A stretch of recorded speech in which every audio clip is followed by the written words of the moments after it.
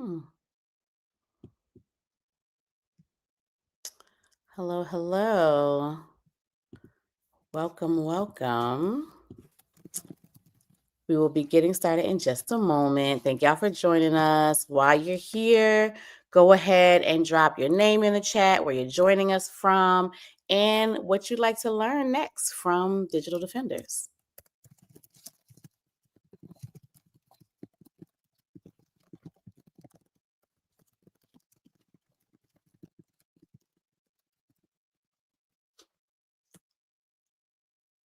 We got a good bit of folks coming in. We have a little technical situation that I'm trying to troubleshoot. We're going to try to troubleshoot in the back end. And while we're doing that, please do introduce yourself in the chat. Welcome to the stream. Thank you for joining us. Welcome. Oh man, welcome Cynthia from Virginia. We got Margaret joining us from Minnesota. Margaret, I feel like I've seen you on some of our other programming. Jill joining us from Rockford, Illinois. Got a couple Illinois folks in here. Welcome. Great, Lisa. I know we will have ways for you to help. So thank you for joining. All right. Okay. We got our Facebook chat back up. And so people should be able to join us now on all the platforms. Thank y'all for your patience. Welcome again. If you are just now joining us, welcome to this month's Digital Defenders program. Please do drop your name in the chat. Tell us where you're from and tell us what you're hoping to learn in this space and from the Digital Defender spaces in the future. This month is a little bit different, first and foremost, because if you've been joining us, you know that I am not Risa, who is normally your host. I am Tamika Middleton. I am the Chief Political and Strategy Officer here at Women's March. I am filling in for Risa this month, who is under the weather. Super excited to join you all and to be a part of this space. Digital Defenders has been one of our flagship programs since before I joined this team 4 years ago. And so really excited about what we can build together. And this month is really going to be digging into that. Before I get into what we're going to be up to, again, welcome everyone. Tamika, she, her pronouns, joining you from Atlanta, Georgia, Muskogee Creek land. And again, the Chief Political and Strategy Officer here at Women's March. I am super excited to be dipping my toes into the Digital Defender space and to be holding it down for our digital manager extraordinaire, Risa.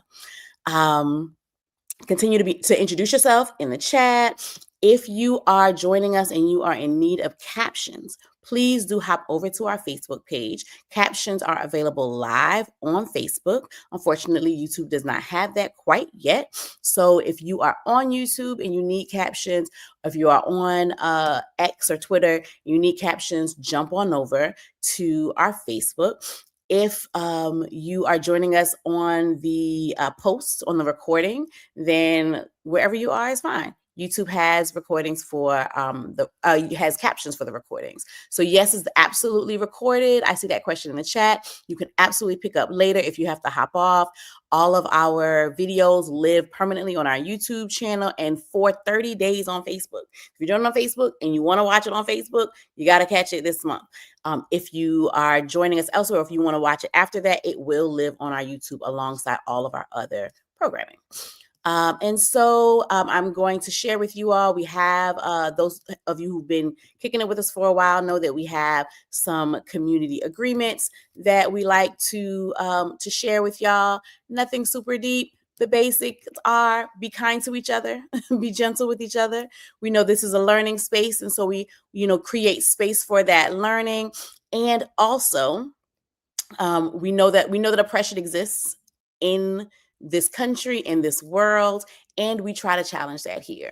And we try to challenge it in the spirit of love and community, okay?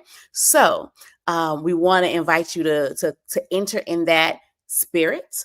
And also be aware that the block hand is very strong.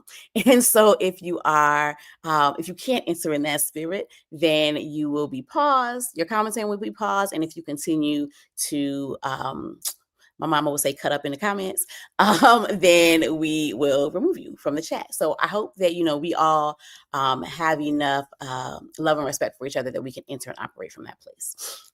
So with that, let's talk about what we're going to be up to tonight. This particular Digital Defenders program is really exciting for me, especially as part of my role is really to grow our base, but really to create the space in the container for you all to enter into deeper work. How do we actually activate you all? We want you, yes, learn, train with us, and also take action, right? And so that's what this training is really about. How do we take all of that knowledge you've been building over the past year plus with us and really put it into action? And so, sure, being a digital defender, it's not just about learning how to do these really awesome things on social media. I know learning how to make memes and all that jazz is wonderful, but really we want to be doing that with a purpose, right? We want to be doing it with intention. And so really being a digital defender is about how we use those skills to defend democracy against disinformation, against propaganda, against authoritarianism. And we all know, we've been paying attention. We know if you've been joining us for Digital Defenders or any of our programming, you've been paying attention and you see the evidence of the rising authoritarianism among us, or upon us, right? And so we know that so much of what is happening, we're talking a lot this month in the Women's March space, in the Women's March world, about propaganda this month. And so we know that they have been using the digital tools. They have been using the memes. They have been using all the things. They have been leveraging influencers and content creators and disinformation online. And so really we want to be using our skills that we are building to interrupt those things. So we need trend spotters. We need folks who have eyes on disinformation. We need folks who can signal boost for us and with us. And we know that you've been learning how to do all these things throughout the year with us, with Dr. Hunter, with Dr. Woods. And so we're excited to join you all and welcome, or to invite you all and to welcome you to our social media street team. And so tonight, Dr. Woods and Hunter are going to talk about social media street teams. And then I'm going to show you how we're using our new Women's March app to do all of those things, okay? So I am going to toss it over to Drs. Hunter and Woods to get us started. Thank you so much, Tamika. We are so excited to be here with you all tonight. Just to get ourselves going tonight, because I think Tamika made a really important opening statement, which is that we need to be using our skills in digital defense. It's not enough to just learn them, but we need to be using them. So in order to get the conversation started, could you drop in the chat, how have you seen memes that do that interruption work? Or have you seen digital strategies that you're like, wow, that's effective? I would love to see your comments in the chat that talk about, have you seen meme strategies that you thought were smart? Or have you seen digital strategies that you thought were really appropriate to particular platforms? Yeah, wonderful. Because I've seen, right, the meme on the page now is from the Women's March, which is a beautiful meme that reminds us about how important it is to stay quiet about certain information if we don't want to put members of our community at risk. Yes, Donna points out that Governor Newsom has been doing a wonderful job, right? His memetic content has been fire. His ability to troll Donald Trump is, I think, something that a lot of people really enjoy. Yeah, I think that's great. Also, another fan of Gavin Newsom's memes. Wonderful. Heather, have you seen any digital strategies that you were like, dang, that's fire? Honestly, I've been watching Mayor-elect Mamdani's media strategy. Just that he is everywhere and doing a lot of amplifying work, partnering with creators that are incredible. So I saw him at like 2 a.m. in the club a few days before the election. Just incredible digital strategy. Yeah, right. Okay, so what we're trying to highlight here is that when we see strategies that we think are super effective, we need to do just what Tamika suggests. We need to spot those trends, right? Be able to identify the strategies that are being used and to mimic those strategies. So what are the things we've just mentioned so far, right? We've mentioned that Mamdani does a great job of partnering with local influencers and community-based influencers, right? Not just any influencers, people who are sacred, who are important to a particular community. What do we like about Governor Newsom, right? Well, we love that he's sort of interrupting the mainstream flow of MAGA discourse, right? That seems to be his ability to troll from a liberal or leftist perspective is enjoyable to the left. And that might be a galvanizing moment for those folks. So good. What we're starting to see here is how we identify these trends and strategies, and then how we can model those strategic interventions. So let's go ahead and talk about some next level strategies that we can use before we dig into what Heather's going to teach us about platforms and then dig into street teams. So as a reminder, when we're using memes and using digital strategy, this isn't our fully fledged political strategy, right? Instead, these are decisive interventions that we make in the flow of digital and in real life discourse, right? In order to try and interrupt those arguments. Remember that when we are engaging in a digital defense mode, our best influence is local. We have the most influence in our social media feeds with the people who love and care about us, or those who see our content on a daily basis. And so remembering to intervene in a local way is super important, but also model what Mamdani is sort of highlighting, that we need to intervene in ways that are local, that are important to a specific community where we are members and where we can speak meaningfully to those circumstances. Remember that when we share memes or we conduct that digital intervention, it's not direct persuasion. Instead, it is moving the nature of the public conversation, right? So instead of talking about fear of ICE, we're talking about how we protect our communities with the meme on the last page, for example. We want to change the emphasis or where the lesson of the story lands. I'll show you a couple of examples of that in a second. And then, of course, we want to push back on dehumanizing or other problematic language. That's a crucial intervention to push back against that language that makes it seem like human beings are disposable populations, and instead to remind each other of the need for humanity and how we relate to one another.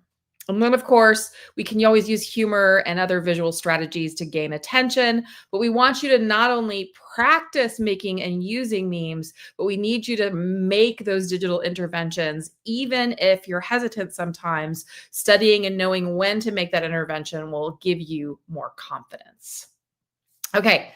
So let's go ahead and talk about some visual strategies, right? Last time we talked about several different mimetic strategies. We talked about juxtaposition and irony. We talked about visual storytelling. And you can go back on YouTube and look at last month's training if you want more discussion of those visual strategies. But tonight, I just want to talk about two visual strategies. And the first is comparison and contrast. Comparison and contrast works largely by giving us a well-known image and then showing us the present versus the alternative, right? So in this particular meme from the Women's March, right, we have this divided panel, right? The top part of the image gives us a bifurcated choice, and the bottom part of the image shows what a compassionate leader would do. They would hit that blue button and give us policies that help people. What this meme does is it forecasts a future that we don't presently have.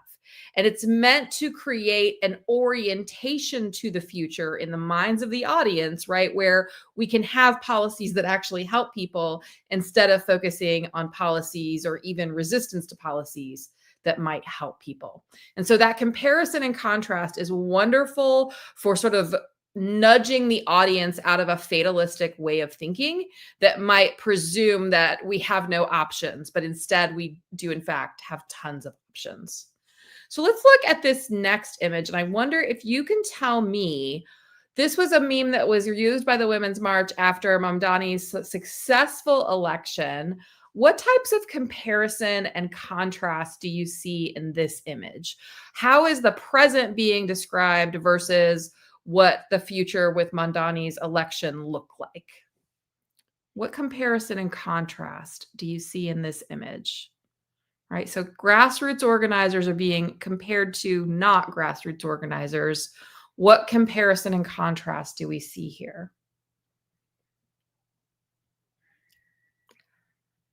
And this meme is fantastic, by the way. Kudos to the Women's March for developing this meme.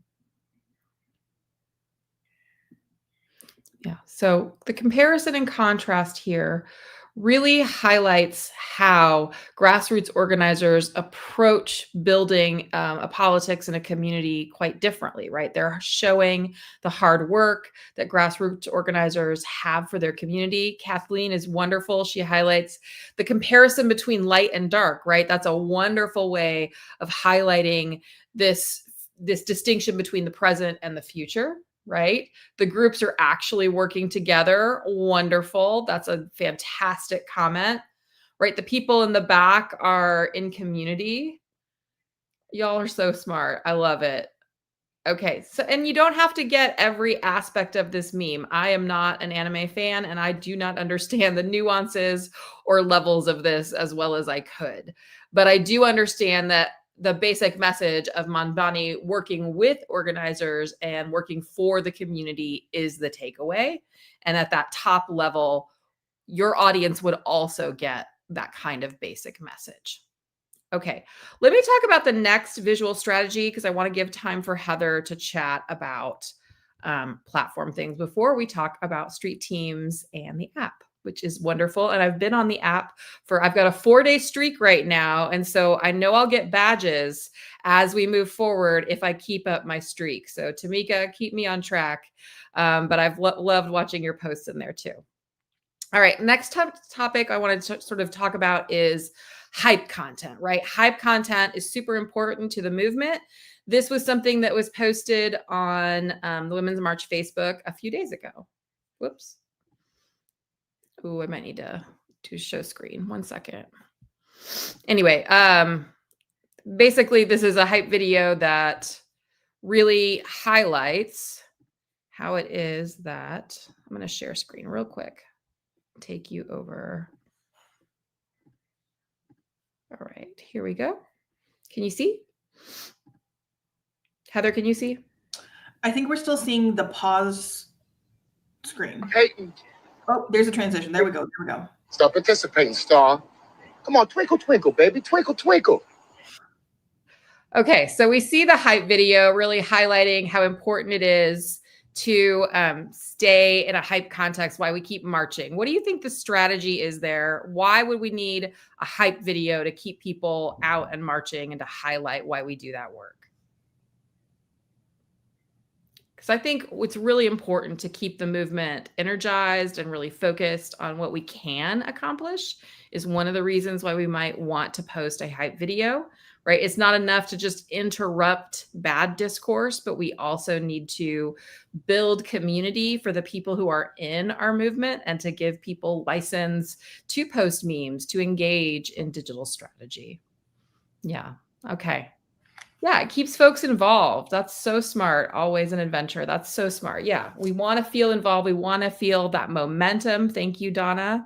Yeah, we want to feel the energy, and that makes us jazzed. Judith, so right. It maintains interest. Wonderful. Wonderful. Okay, the protests don't feel like they did anything, but we need to remind people that like when we show up, we're doing something, right? That mass show of force against the current situation is super important to maintain, and it gets other people thinking that they will see themselves in the movement, that they too can be in the streets, that they too can be part of our digital street teams. Awesome. Awesome. Y'all are so smart. I love it. Okay, Heather, I would love for you to teach us some more about some other strategies. And let me pull up the slides one more time. Yeah, sure. Thanks, Dr. Honor. So one of the key components of this street team is developing messaging that can counter BS, right? Disinformation, misinformation, malinformation. If you want to know what those terms mean, we have an entire session on that on the YouTube channel. I saw somebody say in the chat, wow, I just looked at the YouTube channel. There are hours of content. Yes, there is. So if you're ever feeling like you want to lock in for an evening or for a session, like make some popcorn, like a nice warm drink, whatever it is, we're in the sort of cozy season. Maybe you want to learn about how to counter fascism online. We have got you. But for today, we're going to talk a little bit about building a personal and shared meme library that we can deploy at a moment's notice to counter misinformation or disinformation, and also to advance our own agenda, right? Our own collective feminist agenda moving forward. So the goal is to know a good deal of meme formats that can be deployed for lots of different purposes. We're going to talk you through developing a meme library that's personal and also can be shared with others on the app, which we'll hear a little bit more about that later. There's lots and lots of ways to do it, depending on how you sort of approach anything. I think about, like, I journal, but I do it in a really sort of haphazard way where I've got friends that are like really technical journalers, or I've got people who all of their photos online are organized in particular ways, and I'm kind of a little bit more chaotic, right? There's lots of different ways to do it. We're going to share a couple tips today. So on the next slide, we'll talk a little bit about making memes and getting those. So as we were talking about what it means to be on this street team, one of the things that we want you to think about is being a trend spotter with intention. How do we do that? One of the things that we can do is pattern recognition.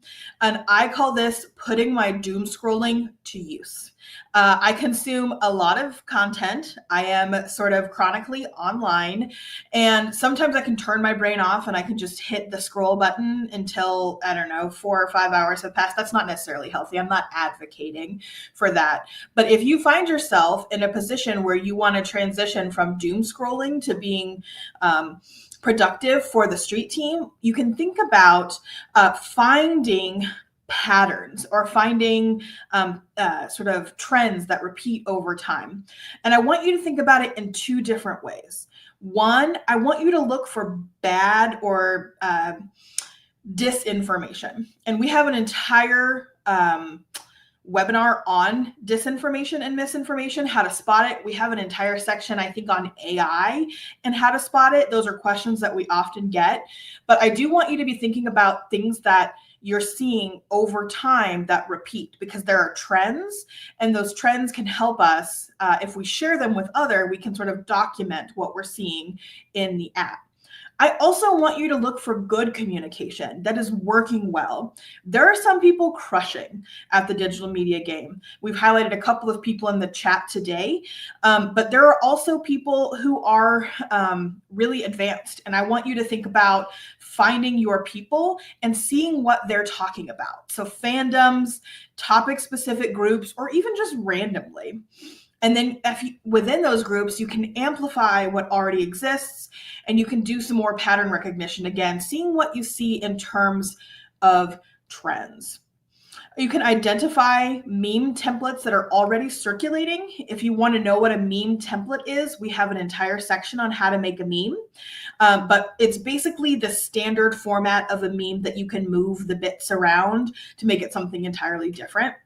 I also want you to start thinking about likely meme templates. So things that are maybe not memes yet, but could be. And so that might be pop culture or major image events that we see in the news that are funny or something like that. They're iconic in some way. Things that happen in your own life that could potentially be iconic, could be shared with others, things that people might hold on to. And again, find people and accounts that speak to you and see what they're sharing and sort of capture that as well. I want you to foreground your taste for local influence, because in addition to trying to speak to everyone, everywhere, all of the time, we can also speak in really directed way. So lean into the things that you find interesting, and you can find those people to come together. Once you start finding memes and you've documented some patterns that you see over and over again, you can save those and use various tools to mix and remix memes. So on the next slide, we talk about, for instance, template generators that exist that are the easiest entry points. We have an entire a webinar on that, and we can share some additional resources, but there are ways to create templates. There's also a website called Know Your Meme, which is like a reverse engineering where it takes a meme and it explains it and breaks it down. You can also use apps like TikTok, which allows you to make memes out of every part of the video. So image and sound and text, all of those things can be moved around in the app itself. There are also sometimes third-party apps that allow editing, for instance, on Instagram. Those are all fine, all great, and they can be good for remixing. We just want you to be thoughtful about third-party vendors, privacy policies, etc. One sort of bonus point, if you're feeling particularly invested, identify for yourself and perhaps for the others in the street team if particular memes would work well or already working well in a particular circumstance. And if we can categorize those, tag those, say, hey, this meme is like really responding to the moment in this way, it can be really effective. Again, getting ready, moving to saving. What I said above, things can be very organized or very chaotic. The goal is just to have the tool ready when you need it. Have the meme ready when you need it. What's going on, what's going to be the greatest effect. Some people do really platform-specific meme saving. So on TikTok, multiple folders, or on Instagram, etc. I've got friends that use like a Google Drive or a Dropbox, and they document everything that way. You might have categories of folders on your phone or on your computer, themes, response types, format, etc. And then, yes, starting to think about being organized and documenting for yourself and for others when things are working really well. And we'll talk a little bit more about street teams, etc. But I wanted to share a couple final tips for how to execute memes in the street team. First, remember that some memes are specific to a community and some memes are more general. So I'm part of a group, for instance, on Facebook, where you only type in capital letters. And if you don't type in capital letters, you will be shunned in mostly a playful way by the community. Know what community is expecting you to do. Know what the sort of vibe or the community culture is like, and make sure that you speak to it. That's not to say that some things can't go from smaller spaces to bigger spaces, but just knowing the community can really help you out in that way.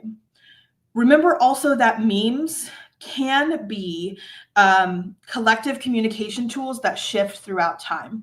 So something that Dr. Honor and I learned in our research is that a meme can start meaning one thing, maybe very progressive, and can transition into something else very quickly. So make sure that you know what the meme means in the modern context. And some of that is going to be you using your brain to analyze or using your street team to analyze. Some of it is going to be going to places like knowyourmeme.com and evaluating things that way. But know that they can shift throughout time. Be clear that you know what the meme is communicating.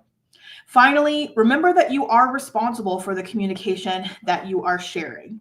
That sharing sometimes too quickly can lead to the sharing of disinformation. It has happened to many of us. I saw some folks in the chat say, I fell victim to the AI. I shared an AI generated video. It happens. Our goal is not perfection in the movement, in our work, in our practice. We focus on getting better and learning over time. Just be generous and gentle to yourself and others, while also making sure that you hold accountability and responsibility for the memes that you share moving forward. So I think we're going to pause there and send it back over to Tamika to talk about street teams. Yes. So we are going to talk about what it is that that we are setting up for you all so that you all can actually get into this social media street team. And I'm really very, very excited about this. It is, just so you know, this is an exclusive. We are still in the pre-launch phases of this, and I think maybe it was Eric who mentioned that they are already in the Women's March app. Y'all, we are so excited that we have created a space, a social network for feminists that we would love to invite you all into. Now, I'm going to drop a link for you all. This is for you all, okay? We are not launched broadly. This is an exclusive, okay? So don't go sharing with everybody. But I am going to drop the link and would love if you all could go ahead and click on the link. You don't have to download the app just yet, although the app is in your app store. Whether you're on an Android or on an Apple phone, you will be able to find the app in your app store. But please go ahead and click the link, and I'm going to share my screen so you can see what you will find when you get into this. But what you will, of course, you'll have a regular set up your accounts, put in your email address, that kind of vibe, and then you will see choose an option for access. I want you to go ahead and just click where it says Women's March Community. That's our app right there. This is what it looks like on the desktop.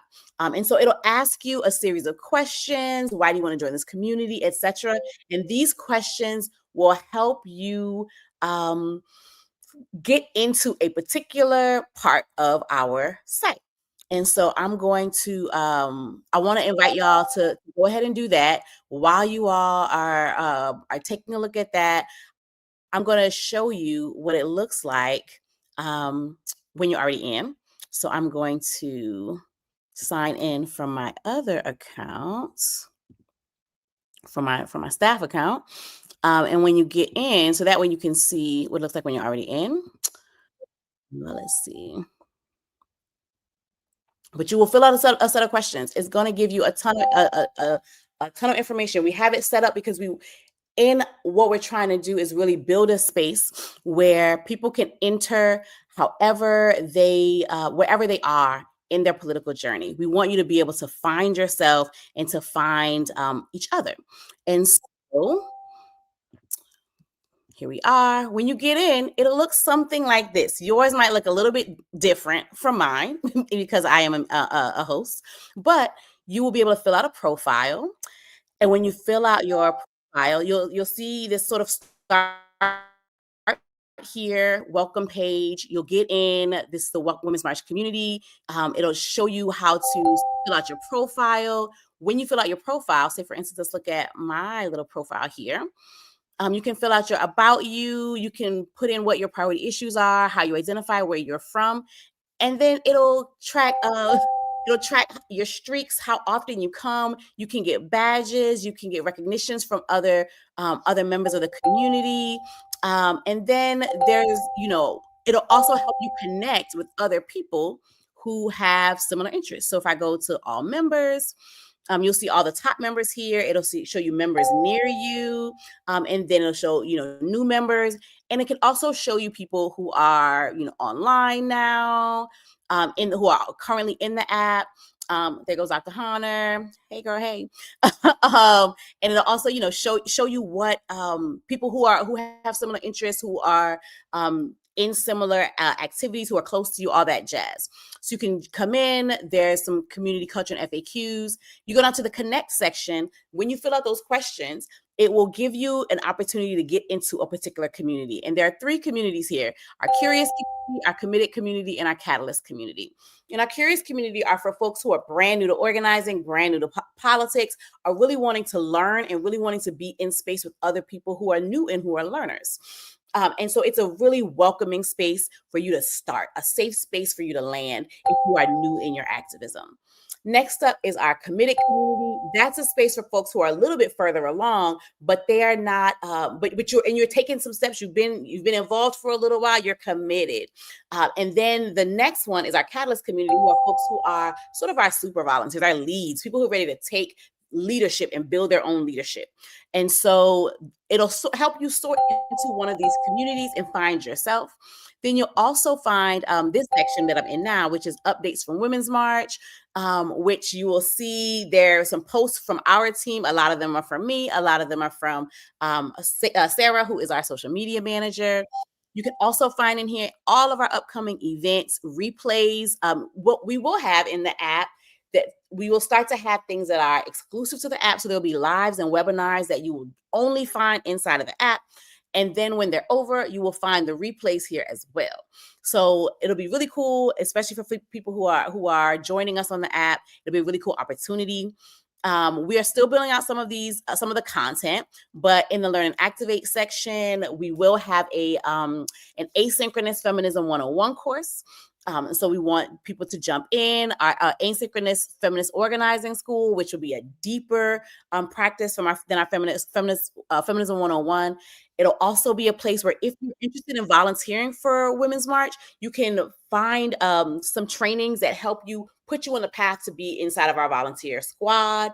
It'll also be where our fandom organizer resources live if you want to learn about organizing in fandoms. If you've been attending our Reading the Revolution events, book talks, there's also already in here our Start Your Own Book Club toolkit, some recommended reading, etc. All will live in this Learn and Activate. Soon, very soon, there will be interest in local connections, and people will be able to request a space that is just for people in your community. You say, I want to join folks who are interested in craftivism, or I want to get together with folks who are in the Midwest. And so we'll have some local communities and some interest-based groups as well. The thing I want to bring your attention to most is this Digital Defenders space. So if I click on Digital Defenders, you can all join into the Digital Defenders space. Right now, this event right now is streaming live into the Digital Defenders platform. So you would also be able to join the trainings, sort of the broad trainings directly from the app. And there will be trainings specifically for people who are already here, who want to go deeper, that will broadcast directly into the app and only into the app. And so you'll see this will be the place for our Meme Street team to join. There are a number of resources in here. Some of our previous videos are here as well. Previous courses live here as well. Like I said, live events will happen there, but also it'll be the calendar of our events. You can register for events directly in the app. These are some places where there'll be a section for you. If you are seeing, I saw some of you naming some of the things that you see in terms of disinformation, some of the spaces that you're inside of where you see disinformation. This will be a place for you to share with everyone else what you are spotting around disinformation. And so we really want people to join in the app, come kick it with us, to build in here. The desktop is really great, but also I find the mobile to be really, really useful. I actually really love the web app, so I highly recommend it if you are on your phone a lot like me. I am very much a phone in my hand all day kind of girly. If you have any issues getting into the app, again, like I said, it is not open to the public. We literally just launched it in a soft launch, so you all are among our our early adopters, our testers. So if you have any issues with getting into the app, please let us know. Or anything comes up in the app that you're like, oh, I'm having a problem. Oh, this is I spotted a bug. Please let us know, because we want to know that as we're building it and we're getting better. If there are things you want to learn, or things you wish we had in the app. I'm sorry about that recurring ding. That is because people are joining the app and it's dinging me to let me know y'all are joining. So I apologize. But this is the email. I'm dropping the email in the comments in the chat. So if you want to tell us about something that you are experiencing, or if you're having trouble getting in, please reach out to us. Organizing@womensmarch.com is a place to let us know.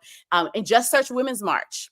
I'll drop the link once again to the web version, and you can actually, if you open the link on your phone, there's a space for you, or I think there's actually there's a QR code space inside of the desktop, the link that can take you directly to the mobile app where you can download it. But if you are having any trouble, just email us. Women's March, just search Women's March in whatever app store. And so with that, I'm going to,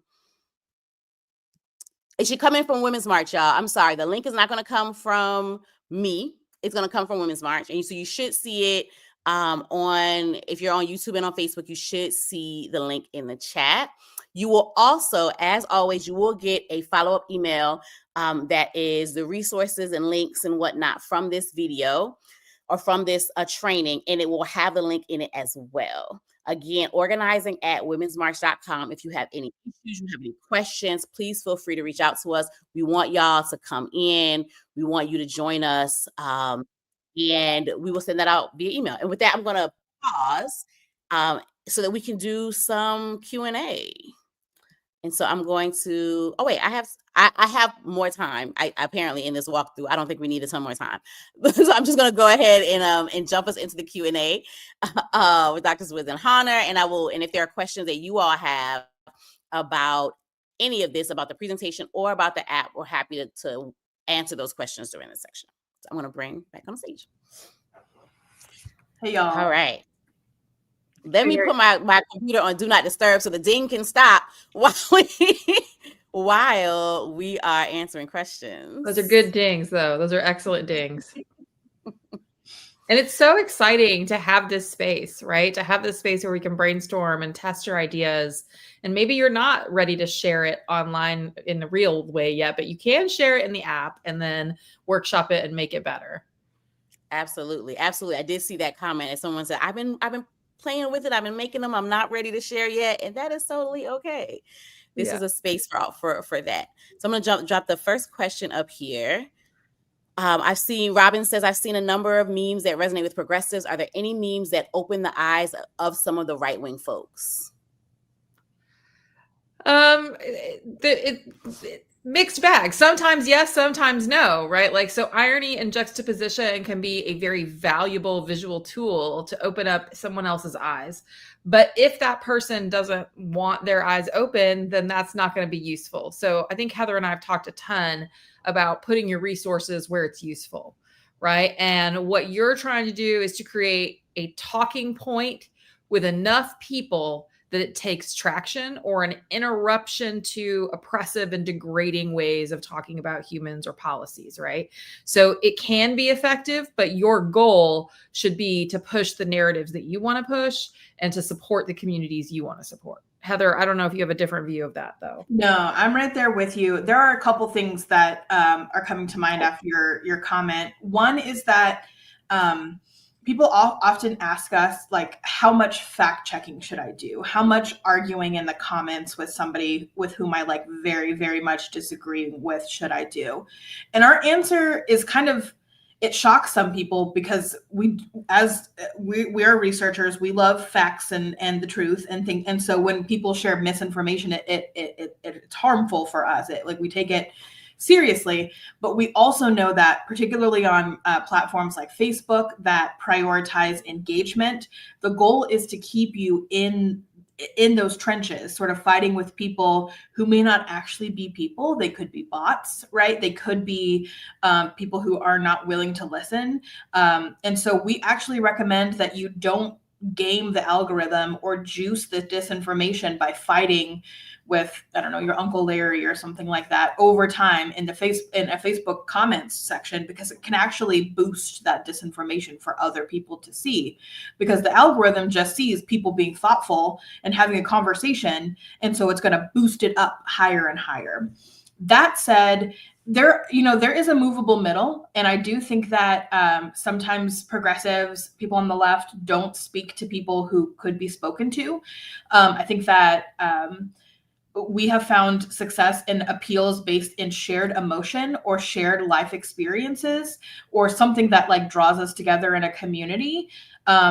So for instance, I think Dr. Hannah, you were talking about ICE and maybe moving it from the technical logistical component to these people are hurting our communities, right? They're making it so people are afraid to walk in public, or the healthcare conversation, instead of getting in the weeds about particular technical matters, being I'm not sure if my child will be able to access the care that they need because they've got a pre-existing condition. Those are some of the places where you can go. But that is some nuance that can't always necessarily be held in a meme, but a meme can be the starting point, to Dr. Honnor's point.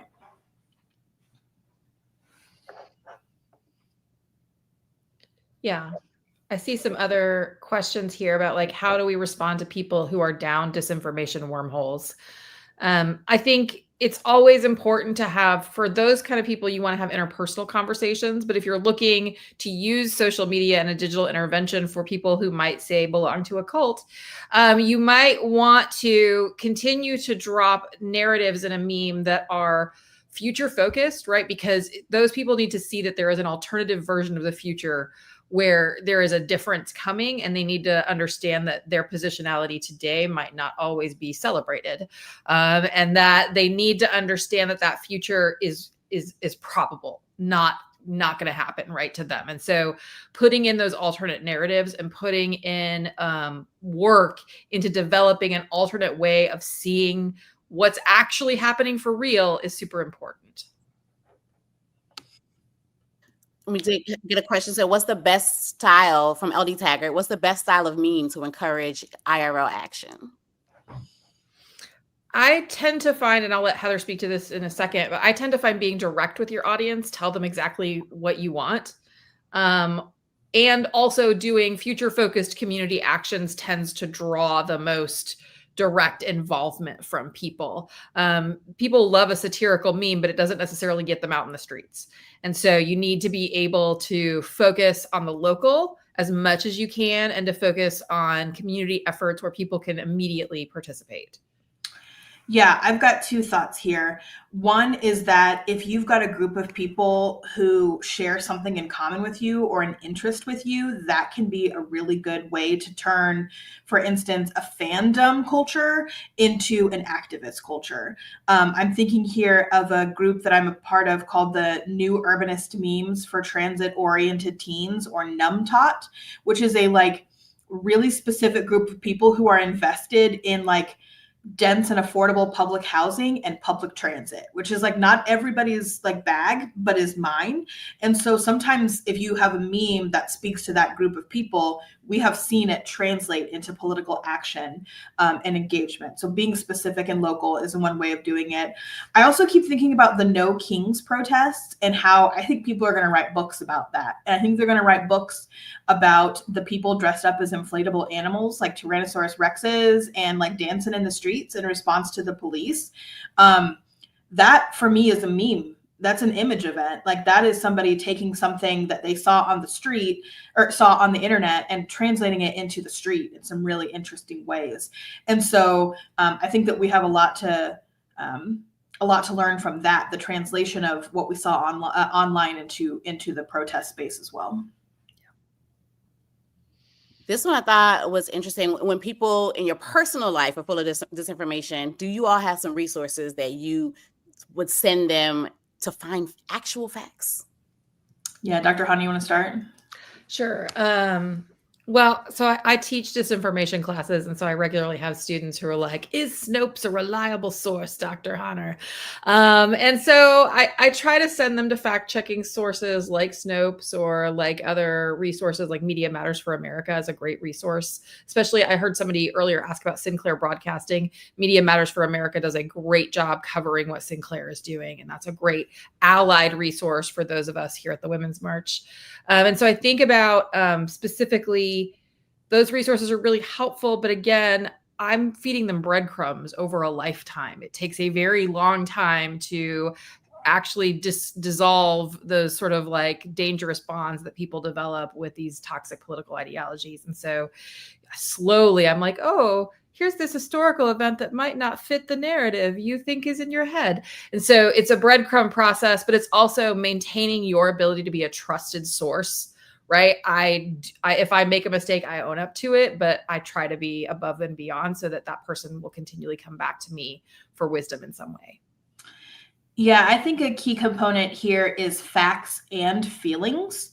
There's been some research in our discipline that shows that facts alone don't necessarily turn the tide for people, especially if the facts don't like recognize their like reality, like the experience that they're having. And some of this is because, institutions that are the ones that produce facts have not always served all communities, right? And there's like some fair criticism of higher education, like the medical industrial complex, right? But that doesn't mean that we throw out research. It doesn't mean that we don't think about science. It just means that we recognize that all of these facts are occurring in a context. And if people don't have trust in a system, it might very well be because the system didn't trust them or care for them or do the things that they needed. And so like, that's why I think being in these spaces is important. That's why I think Street Team is important, because I can share something from my particular context, but I won't always know what others are experiencing. And so having shared conversations about those sorts of things, and also thinking broadly about our communities in a collective way, can put us in a really strong position to respond to facts that are not facts, misinformation, but also the feelings that give rise to the fake news, for instance. Yeah, if I could just, share, I hope that you all are viewing yourselves as organizers at this point. And one of the things that, I think is organizing fundamental that often, especially on the left, we lose sight of, is that we meet people where they are, right? We don't spend a lot of time saying, why aren't you where I am? You should be where I am, because that is not how we move people, but rather we meet people where they are. We have conversations and we assess where they are, and we work to bring them along. Like Dr. Hana was saying, it is over time. You are working to bring people over. It is a relationship building endeavor.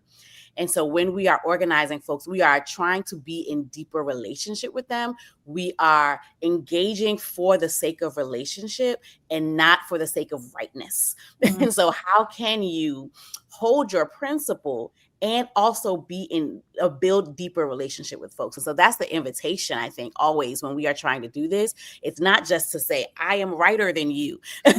You are wrong. Why don't you understand? Why do you believe the foolishness? But rather to say, we actually, need you. We've been reading as a staff, we've been reading an article called Coalition Politics by Bernice Johnson Reagan, who comes out of the civil rights movement, who comes out of the Student Nonviolent Coordinating Committee. And if any of you have ever heard Sweet Honey in the Rock, she is one of the singers of Sweet Honey in the Rock. And in this speech that she gave, she says that we have to be that we have to be bringing in all the people that we need to survive. Right. Yeah. And we need all of these folks to survive. And we know that there is tension when we are doing the work. When we feel that tension, we know that we're doing the work. And so how do we recognize that actually we need you to survive? I need you to survive to get to the other side of authoritarianism. So how do I have the conversations necessary to bring you closer to me so that we can get through and we can get to the other side of authoritarianism? And so that's the invitation that I would invite everyone to engage with as we are in this work. I'm going to take a couple questions about the app, and then I'm going to close this out because we are very close to our time.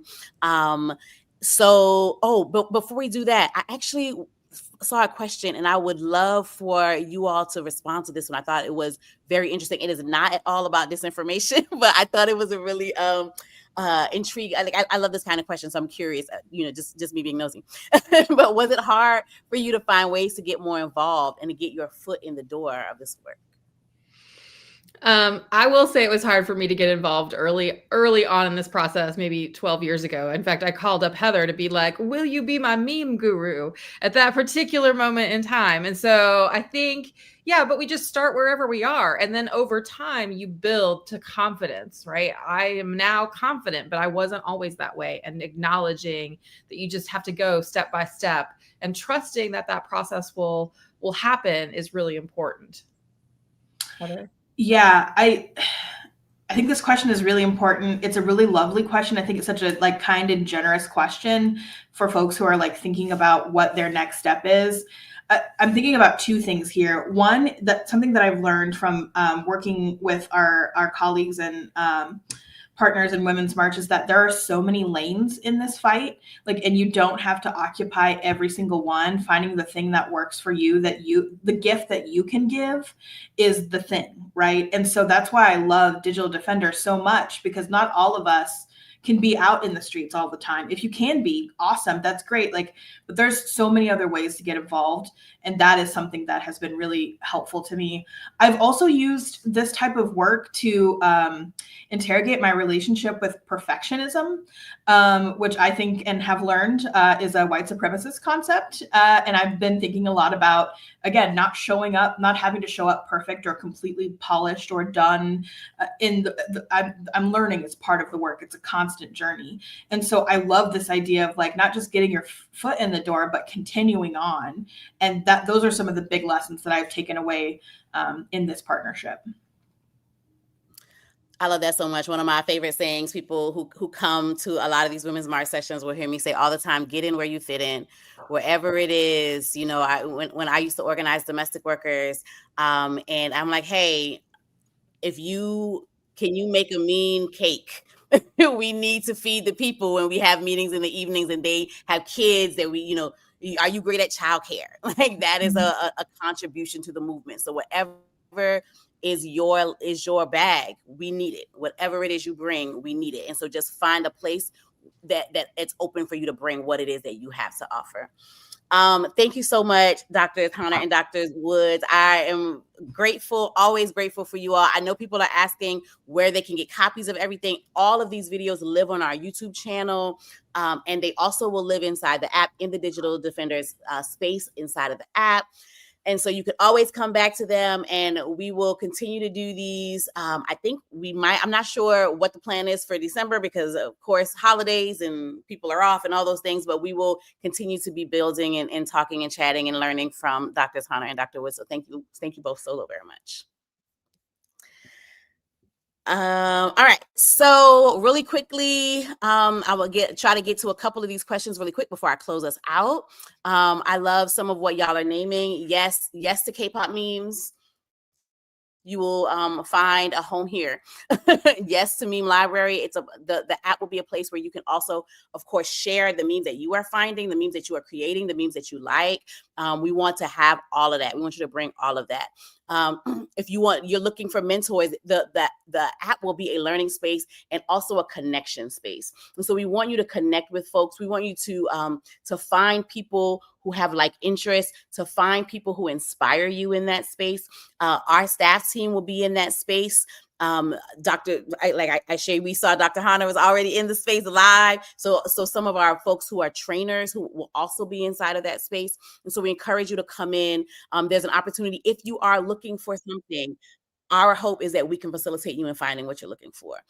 And then you don't have to download the app from the App Store, but if you want to use it as an app, you can. And it will give you notifications and will function just like any other app. Or you can use it from the browser. Like I said, I do both on my computer. I have the browser open, and I have it also open as an app as well. It depends on how you like to use websites. And so, yeah, if you are not already in the app, please join us. Let me see if I can drop. Oh no, that's the wrong link. We will drop the link again. This link. Then we will pull you all into our Digital Defender space once you join. And I will just say that this particular open Digital Defender space for people to just sort of join is only going to be available until November 24th when we launch wide. And at that point, the Digital Defender space will close and only people who we know have come through these trainings will be able to get into it. So this is the time to get in before it gets inundated with all the world. So we really want y'all to join us and to come play with us and to let us know what you think of the app. Let me see. And so, yeah, we got 2 more minutes. So here's what I'm going to say. Please do, check your email. The links will be sent to if you registered for this session, the links will be sent to you. If you watched it and you didn't register and you're like, wait, I didn't get the links. And I want to see all the things.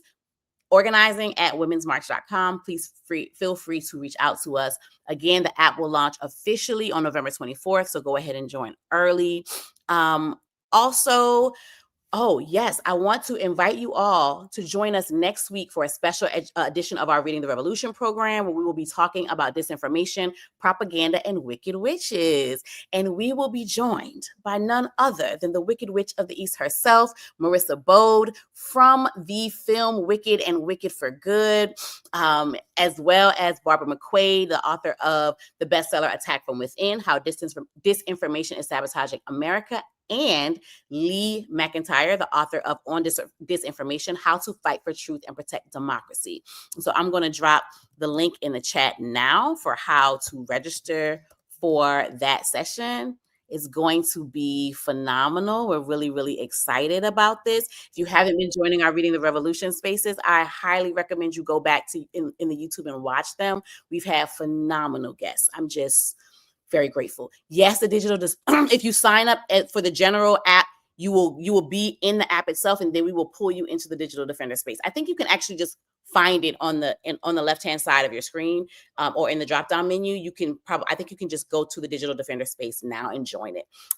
I'm pretty sure it's open right now. So we're really, really excited. We will be, again, that Reading the Revolution will be the day before Wicked opens. So you get to hear from Marissa Bode about the film, but about the film and her work in the context of disinformation and propaganda.